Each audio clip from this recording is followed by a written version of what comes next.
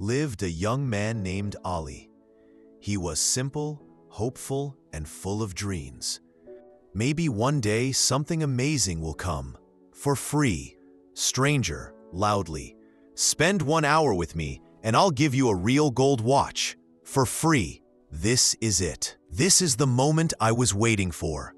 Without hesitation, he climbed into the car. The car sped away, leaving the village behind. The road stretched into quiet fields, lined with trees and silence. The stranger handed Ali a rusty shovel. Stranger calmly, dig here. Just for 1 hour. The watch is yours afterward. Ali returned to the village like a hero.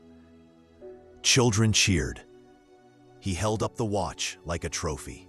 But a few days later, the watch stopped ticking. Ali took it to a repair shop in the city. Shopkeeper examined it. It's fake, not gold, not real, not worth fixing. Ali, telling his story. If something doesn't cost you money, it will cost your time, your effort, or sometimes your self-respect.